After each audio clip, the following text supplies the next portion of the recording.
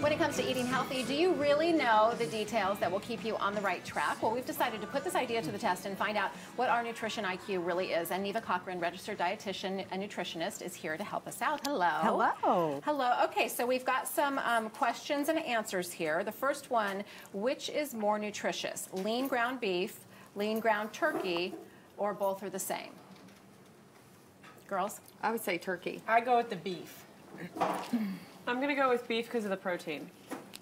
Okay, so Neva, you want to tell us Are you not going to choose an answer? I got the answer. She's got the answer, Jennifer. She's cheating. Okay, the answer is the lean ground beef burger. And we do have a graphic here that shows the, here it is, if you can see that. But basically, when you look at this graphic, you'll see that almost all of the vitamins and minerals are actually higher in the beef burger, and especially zinc and iron are minerals that red meat provides that we don't really find as much in the white meat. And even the fat is lower in the ground. Especially if you're doing super lean. It's gotta be the lean. Both of them are 93% lean ground turkey burger and lean ground beef burger. And I think a lot of people make that substitute. Like I know when I make meatballs and spaghetti, I usually just go for the turkey, ground turkey, because I think, oh, I'm eating pasta and all these carbs. I need to have some turkey. I need to have something healthy. But that's interesting to know that the lean ground beef is actually healthier. Yes, and I mean, I'm not to say that it's not. They're both healthy, right? But the nutrient profile actually measures up a little better. Wow. Interesting. Yeah, more interesting. vitamins and minerals. Good to know. Okay, you will lose more weight eating 6 small meals versus 3 regular meals. True or false? True. True. I think everyone would say true, Neva, but the answer is actually false. What? That's all they're telling us these days is to do small meals. To keep your metabolism high, right? Let me tell you. And it's interesting, for 20 years I've worked with Women's World magazine, and I do research for weight loss. That's all the stories I work on are weight loss. And so I have seen every study about weight loss. And I will tell you, for every study that says 6 meals is best, there's another study that says 3 meals is best. It's really the total calories that you eat during the day, because sometimes people do better with 6 because then they never get hungry. But some people eat 6 and they overeat. The same thing with 3. It's really, whatever's best for you. And your lifestyle. Exactly. Well, that matches with what they say. It's just simple math. Calories in, calories out. Exactly. And that is the whole concept about weight. So I say any diet works if you stay on it. Okay, here's another question for you. How many egg yolks can you eat per week in a heart-healthy diet? Of course, people are always worried about cholesterol with eggs, but the answer... 3? Is it 3? Nope. I'm going to say 7. 3. Yes, Courtney's right. You can actually eat 7 and still I've heard you can have 1 a day, right? Heart healthy. And I think, Neva, that was probably something, I'm not sure which council came up with the, the ad campaign to tell everybody that eggs were bad for cholesterol. I think it was called an egg a day. An egg a day is okay. Yes.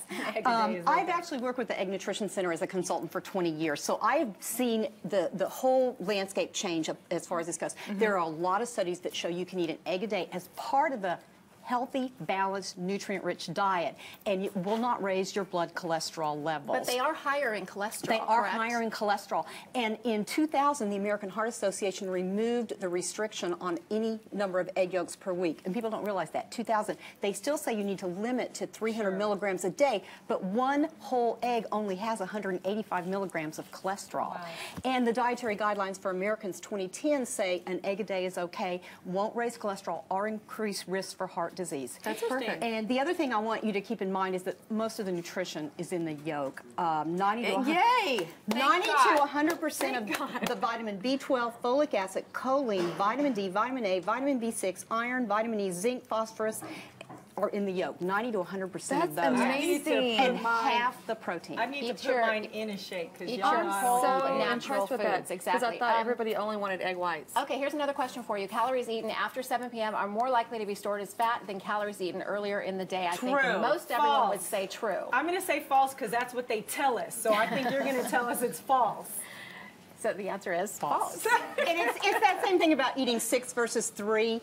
It's total calories in 24 hours in versus out. So one problem is that a lot of people tend to snack at night. So if that's adding more calories than your body needs, then you will gain weight. But there's usually myths about like not to eat like 12 hours before your next meal when you go to sleep. Like a lot of people say, don't eat after 6 o'clock or don't. So that really doesn't. The only thing that It's a way it to could cut do, calories, probably. it could do is that, you know, it draws blood to the digestive tract to digest, and that can keep you from sleeping, but it's not going to affect your weight loss. Okay. All right. Since 1999, added sugar intake in the U.S. has gone up, gone down, or stayed the same? I know. I think it's gone down because I think now we're using a bunch of artificial stuff. Okay. That's my vote. Yeah.